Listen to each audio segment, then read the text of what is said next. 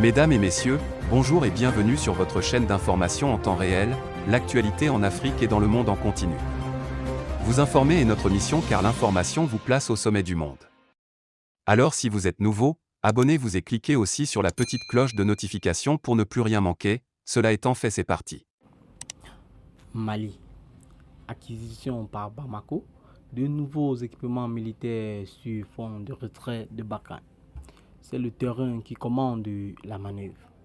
Le 19 avril dernier, le Mali recevait des hélicoptères de combat fournis par son partenaire russe. L'annonce a été faite par les autorités de Bamako pour qui ce matériel doit aider les femmes dans leur lutte de tous les jours pour l'éducation du terrorisme.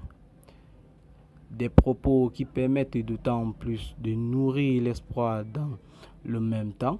L'on apprend que l'armée malienne s'est dotée de radars de surveillance de 4e génération.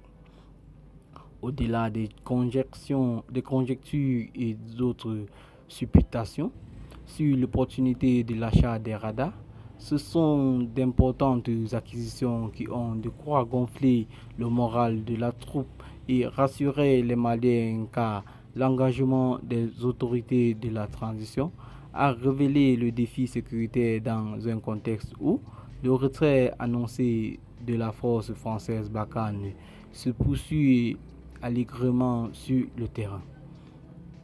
En effet, après les bases de Kidal en mi-octobre 2021, de Thessalie un mois plus tard et de Tombouctou à la mi-décembre, c'est celle de Gopsi qui a été évacuée par les soldats français le 19 avril 2022.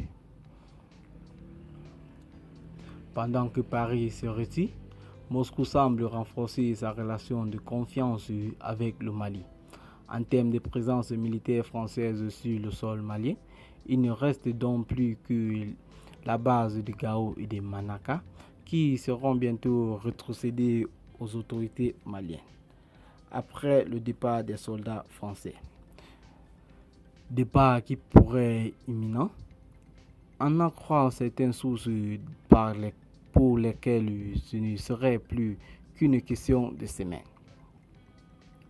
Le moins que l'on puisse dire, c'est que tout porte à croire que les autorités de Bamako ont pris le taureau de la lutte contre le terrorisme par les cornes pour tenter de combler le vide laissé par le retrait des forces de soutien européennes, notamment français, suite à la crispation des relations entre Bamako et Paris.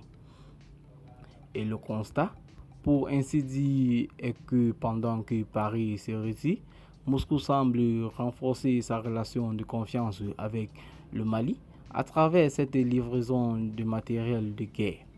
Si cela n'est pas pour confirmer l'adage selon lequel la nature des horreurs est vide, c'est une situation qui n'est pas loin de cadrer avec ce jargon militaire selon lequel c'est le terrain qui commande la manœuvre.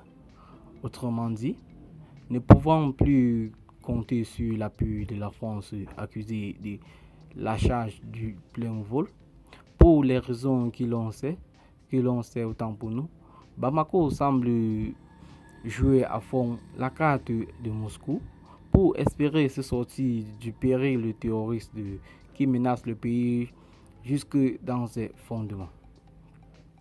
C'est de bonne guerre. Et l'on peut même comprendre tout le tapage médiatique fait par les autorités de la transition autour de ces nouveaux équipements censés renforcer la capacité de riposte du Mali face aux terroristes, tout en lui garantissant un meilleur contrôle de son espace aérien. La sécurité du pays, peut-on dire pas aussi par là, et il y va aussi de sa souveraineté. C'est sur le terrain des résultats que les autorités de la transition sont vraiment entendues. Seulement, il faut espérer que l'acquisition de ces radars dont l'opportunité est sujet de caution en tant que priorité au moment où le pays est toujours sous embargo de la CEDEAO répond à un besoin pressant de l'armée malienne et surtout que cela ne participe pas d'une guerre par procuration de son allié russe dans le but de mieux contrôler les mouvements des pays occidentaux avec les propos sont en rivalité dans cette partie du monde. En tout état de cause, le tout n'est pas d'acquisition du matériel performant. Il est surtout impératif d'en ressentir les effets sur le terrain de la lutte contre le terrorisme, à l'effet de réduire considérablement la volure et les capacités de nuisance des forces du mal sur la population malienne.